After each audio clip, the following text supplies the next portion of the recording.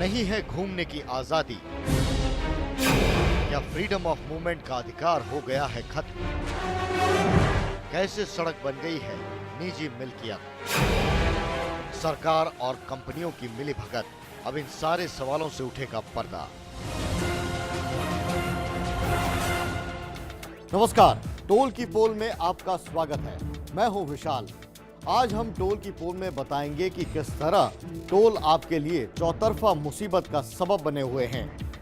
आने जाने की आज़ादी छीनी, वैकल्पिक रास्तों का हक छीना और टोल वसूली का बढ़ता कारोबार न सिर्फ सड़क पर चलने का आपका बजट बल्कि आपके घर का भी बजट बिगाड़ रहा है। चौंकिए मत, ये हम बात यूं ही नहीं कह रहे।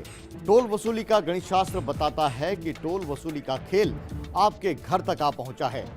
टोल की पोल में इस बड़े खुलासे के साथ आज के कार्यक्रम में होंगे कई और पहलू। तो चलिए बात करते हैं टोल की और खोलते हैं उसकी पोल। नहीं है घूमने की आजादी, क्या फ्रीडम ऑफ मूवमेंट का अधिकार हो गया है खत्म? कैसे सड़क बन गई है निजी मिल्कियत? सरकार और कंपनियों की मिलीभगत, अब इन सारे सवालों से उठेगा पर्दा।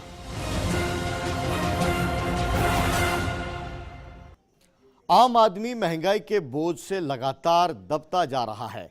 महंगाई बढ़ने में सड़कों पर लगने वाला टोल सबसे ज्यादा जिम्मेदार है। आपको यकीन नहीं होगा, लेकिन यह हकीकत है कि सड़क पर रह गुजर के लिए लगने वाला टोल टैक्स 20% तक महंगाई को बढ़ा देता है।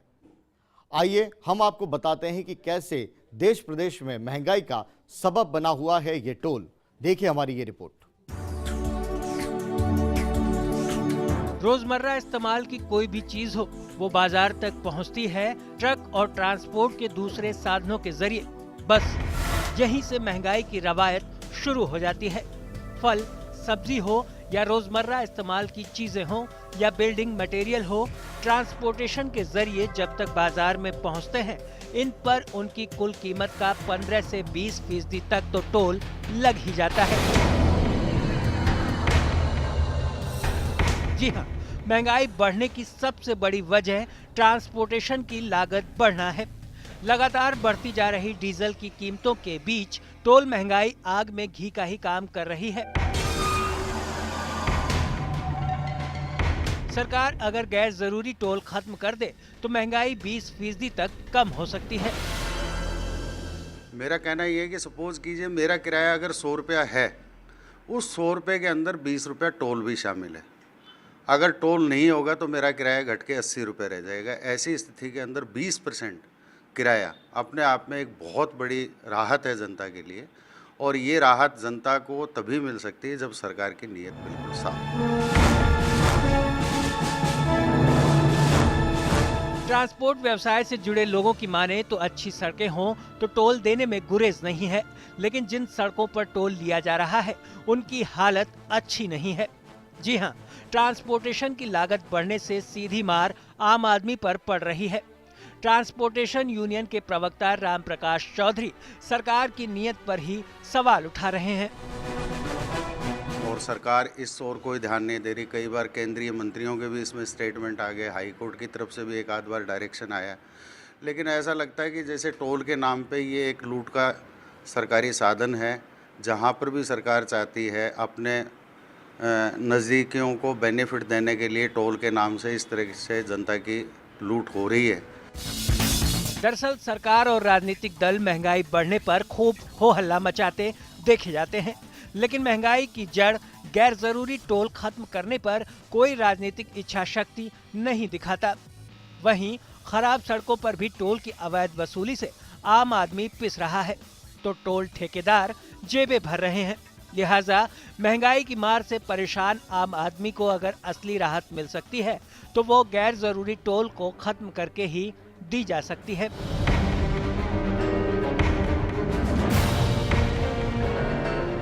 टोल बढ़ा रहा है महंगाई। अहमदाबाद से गाजियाबाद का ट्रांसपोर्टेशन भाड़ा 62,000 रुपए। अहमदाबाद से गाजियाबाद के बीच टोल 12,000 रुपए। 100 रुपए के किराए में टोल 20 रुपए का लगता है। ट्रांसपोर्टेशन की लागत 15 से 20% बढ़ा देता है टोल।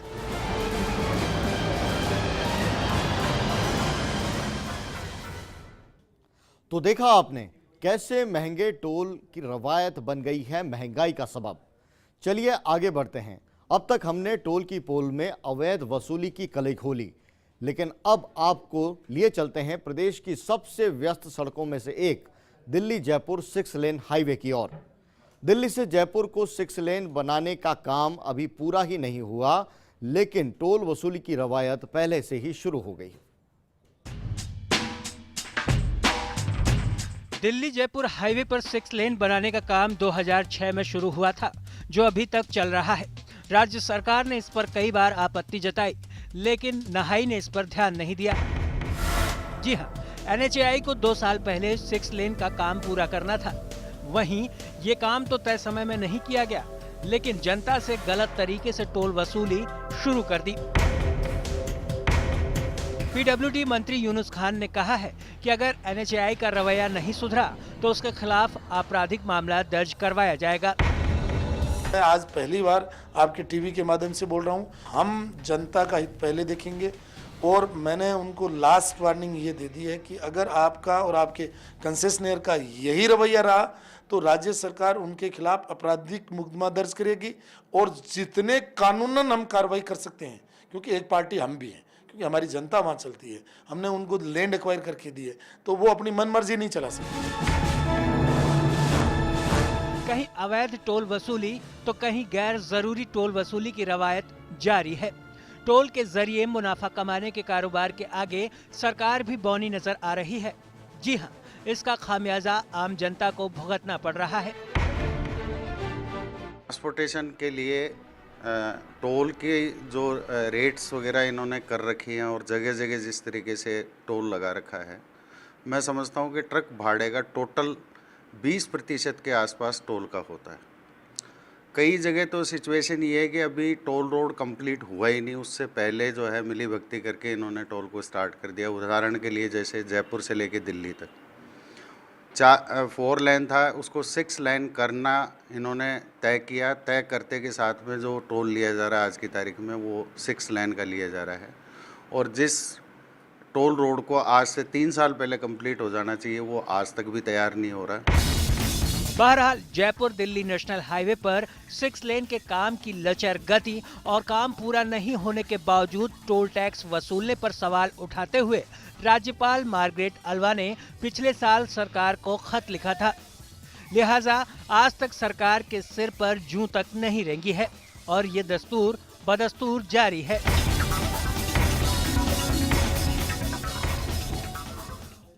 तो आपने देखा टोल में किस तरह की पोल हैं और किस तरह से अंधेरगर्दी का सारा कारोबार हो रहा है। हमारी फोन लाइंस खुली हुई हैं, दर्शक हमसे जुड़ रहे हैं। अजमेर से अनुपम शर्मा जी, अनुपम बताएं। सर मैं ये पूछना चाहता हूँ, नमस्ते आप सबको जी।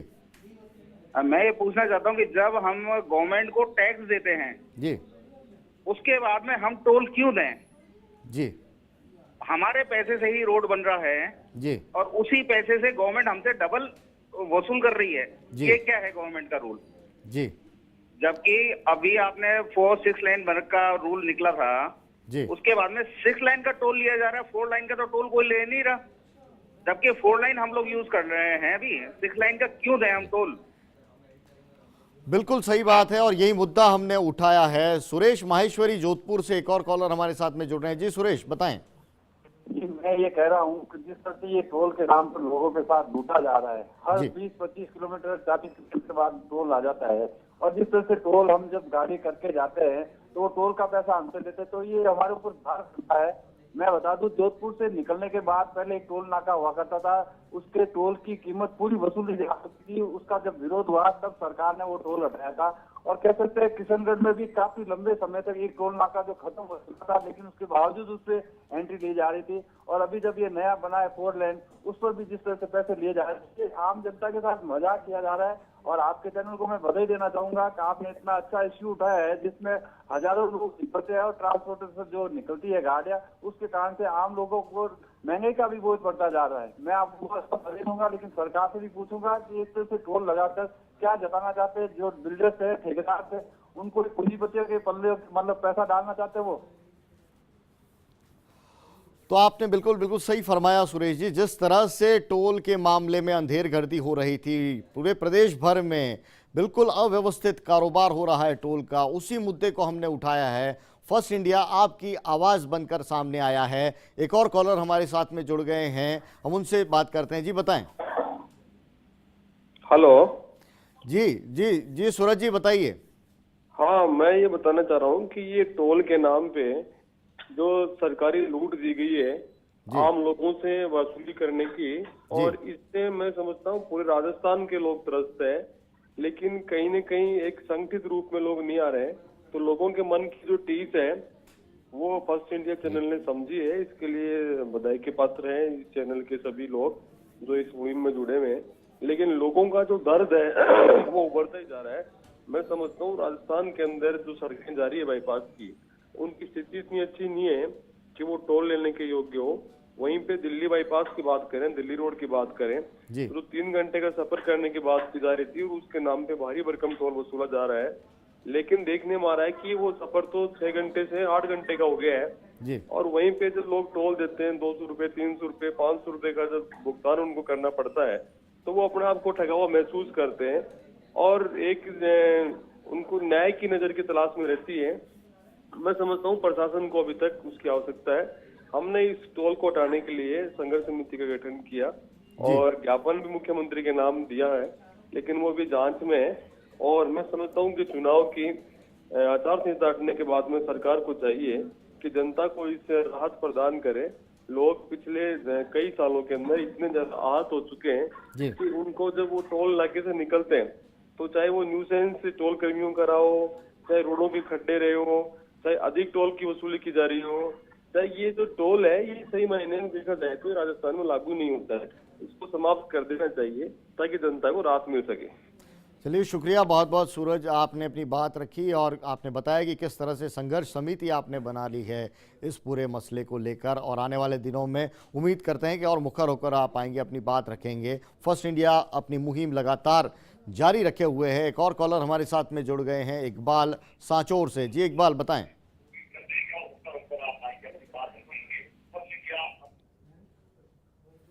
इकबाल आप सुन पा रहे हैं मुझे?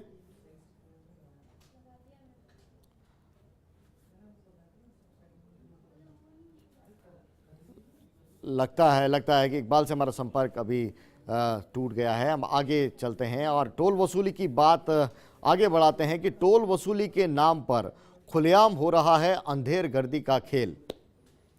चलिए हम आपको लिए चलते हैं भीलवाड़ा ज़िले में और वहाँ पर किस तरह का जो पूरा माहौल है, माफ़ कीजिएगा, चौमू के पास लिए चलते हैं, टाटियावास टोल नाके पर आपको लिए चलते हैं। यहाँ आपको हाईवे पर चलने के साथ ही अगर आप कॉलोनीज़ में जाना चाहते हैं तो वहाँ जाने के लिए भी टोल टैक्स है वो देना होगा। किस तरह से टोल टैक्स के नाम पर कॉलोनियों में जाने के लिए लूटा जा रहा है लोगों को, ठगा जा रहा है लोगों को, देखिए फर्स्ट इंडिया का ये खुलासा। भीलवाड़ा से 26 किलोमीटर दूर लांबिया में निर्माणाधीन टोल नाका कब तक पूरा होगा ये तो कोई नहीं जानता, लेकिन इतना जरूर है कि ये टोल नाका परिवहन विभाग के कुछ अधिकारियों और कर्मचारियों के लिए काली कमाई का जरिया जरूर बन गया है। फर्स्ट इंडिया न्यूज की टीम जब यहाँ पहुंची तो ये बात सामने आई कि यहाँ से गुजरने वाले 100 ट्रकों में से केवल 10 ट्रकों की ही रसीद काटी जाती है। बाकी 90 ट्रकों की वसूली डीटीओ और उच्च अधिकारियों की जेब में चली जाती है।